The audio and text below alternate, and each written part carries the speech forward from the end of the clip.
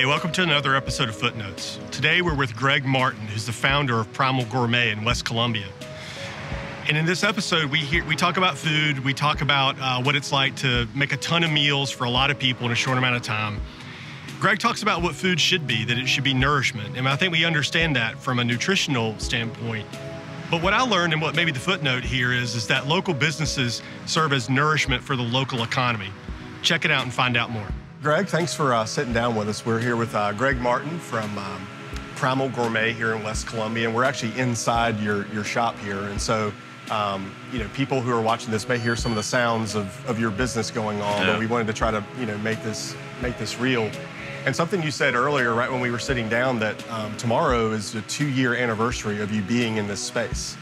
Right. So we started in Irmo in 2016. Okay. And we grew so fast that, within 2 years, we're like, well, we got to expand. So we spent the next year expanding, and then when we hit year 4, beginning of year 4, we opened here, and it's been going great for 2 years now. We have the opportunity now to really provide other services that we didn't have the ability to before. So, going beyond just our meal packs and going into different things like dealing with school lunch programs, offering better alternatives for seniors at home, things like that, home delivery. And we just really enjoy the opportunity to have more space and more availability to reach more people here from the center of the city. Yeah. So what was it like back in 2016 when you were starting out in Irmo? What was Primal doing then at the start? Yeah. So how we started was really with the meal pack. So, people that were very fitness-minded, CrossFitters, things like that, they're looking for prepared meals because, meal prep is the way to go. It's a trend that's kind of set in society now, and that's here to stay. And not everybody has time, especially young professionals, maybe people with several kids, trying to get their kids everywhere, no time to cook that dinner from real ingredients. So that's where we came in.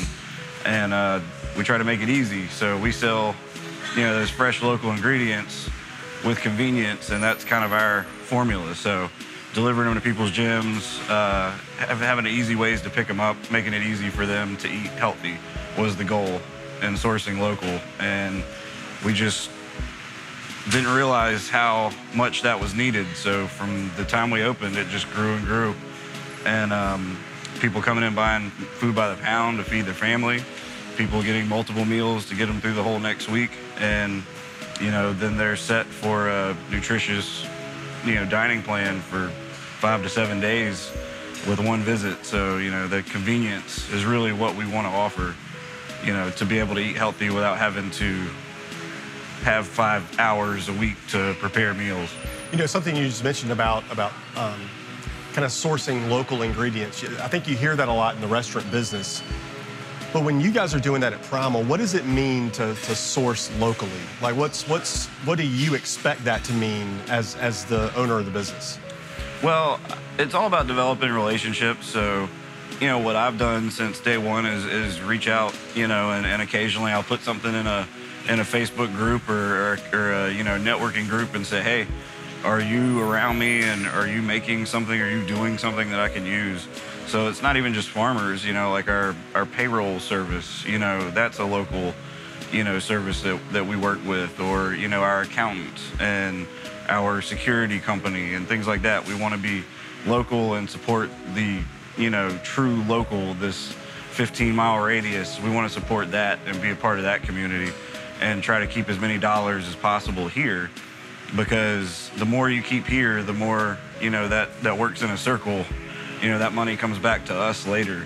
Yeah. So trying to be a part of that in that way was really important. So you got to meet people, you got to get out there, you got to ask, like, hey, are you a farmer? Let's talk, and so we get that one-on-one, me and these guys, like Nat Bradford, like Dixon Shealy, like, Roland that has Organically Rolling right, 3 miles up the road. So that's what we want to do, and that's what I was purposefully doing from day one, is trying to make sure we include as many people as possible from right here, because we want to keep that money local, and that's the goal at the end of the day. You hate to say money is all that matters, but that's how those guys get to keep doing what they do, what they're good at, you know. Sure. So we want to help them do that. Yeah, that makes sense. I mean, I love the way that, to your point, I think most people think about the food comes locally, but then how the services that your business uses to use local there to just kind of keep that money recirculating back in the economy. I think a lot of places want to do that, but I mean, you're kind of putting your money literally where your mouth is on that. And sometimes it's tough. For the most part, you know, things are, you know, like my payroll company, that's the same price as getting a national brand. You know, my security company here, that's the same as calling ADT. It's the same price, so why not give it to that guy that lives in the neighborhood next to mine, give him that business and give him an opportunity to do what he set out to do, the company he started, and being a part of the community that way. So really it's almost more than food, but food is what we do, you know. You know, something that you told me about when we were meeting each other and kind of talking about this interview, you know, you mentioned that, you know, the way that people are eating, you know, with keto-friendly meals and paleo meals and high protein, like people are very aware of what they're eating more so. But you've been an insider in the food business for, I mean, your entire career. Knowing what you know about food, food service, food prep, what do you wish people knew about food besides maybe the macro counting and things like that? Well, honestly, and how I started this company and the goals that we had were to be an educational source to say, here's what our opinion of food is, and, you know, we don't want to just sell it to you. We want to show you, you know, what we think the right way to go is, and that's eating whole foods, eating foods that are sourced as locally as possible, because that's going to be fresher. In order to keep things fresher longer, they have to treat it with things, with chemicals, with various different types of foreign substances that weren't supposed to be in that apple, you know, or that tomato. So if you're getting that tomato from up the street, it's fresher. It didn't have to be treated with anything to last longer. And by eating whole foods and not processed foods, you're getting even less chemicals into your body.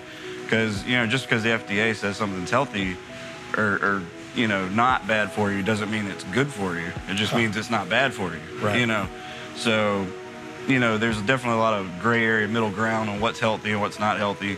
But I think the core of that comes down to moderation and eating the freshest, you know, most wholesome whole foods possible. Those whole meats, a whole chicken breast, you know, not a mashed up one with a bunch of filler and then made into different shapes, you know, i.e. chicken nuggets, you know. But you know, they don't come dinosaur shaped naturally? Yeah, those are not in the shape of wagon wheels, you know, traditionally. Yeah. But yeah, I mean, you know, eating sweet potatoes that weren't, you know, sliced, coated with all sorts of coatings, pre-fried and then frozen in bags, you know, like just because it's a sweet potato doesn't make it healthy, you know. So we want to do it the freshest, you know, most wholesome way possible.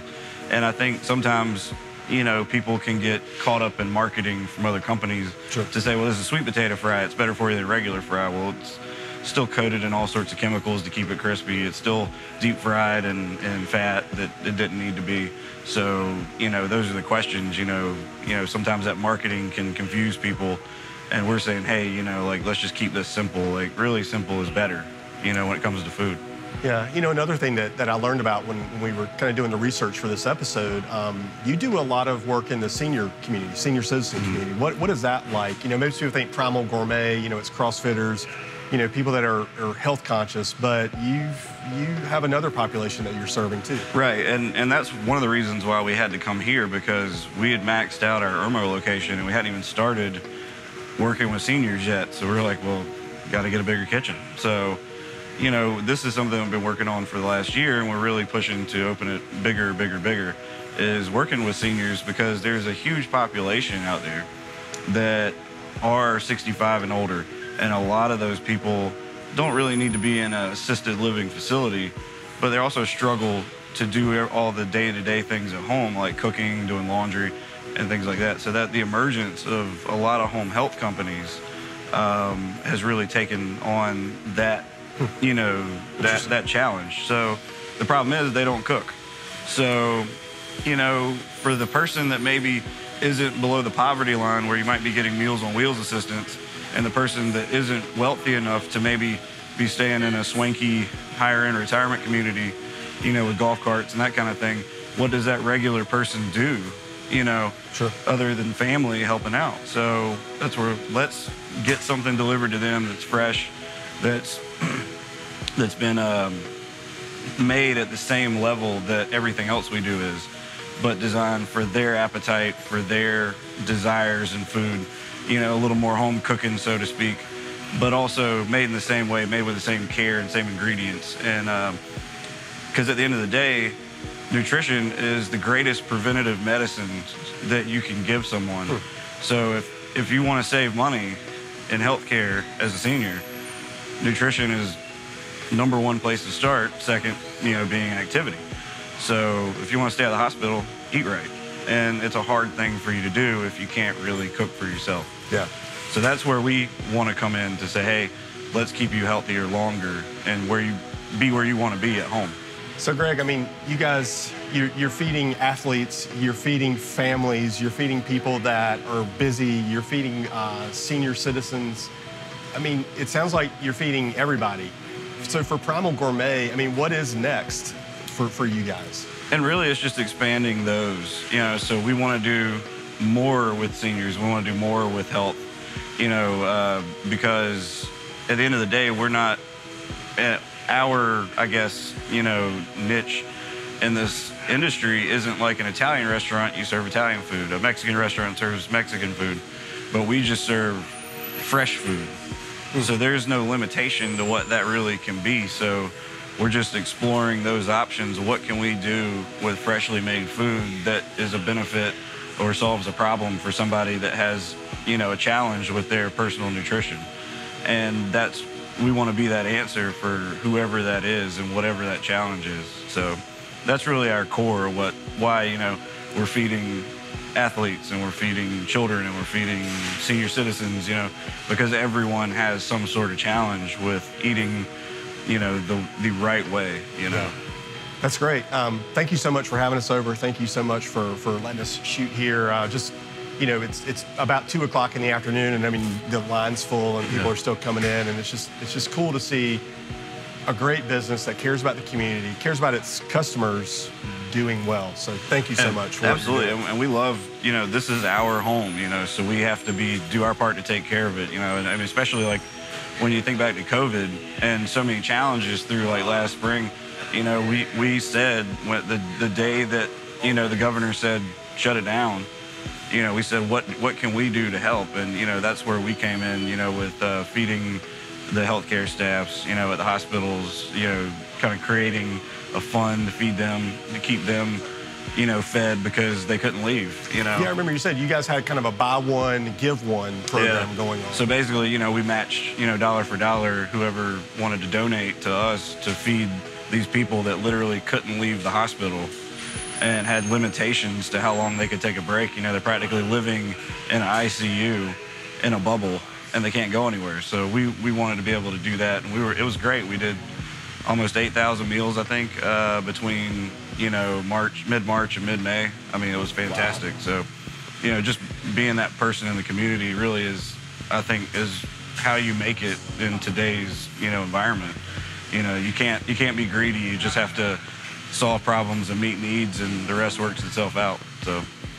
Well, you guys are definitely walking the walk, and we need more businesses like that in more communities, just doing those things. But thanks again. We're just glad to be here. Yeah, thank you, man. Thanks for sitting down with us. Absolutely, absolutely.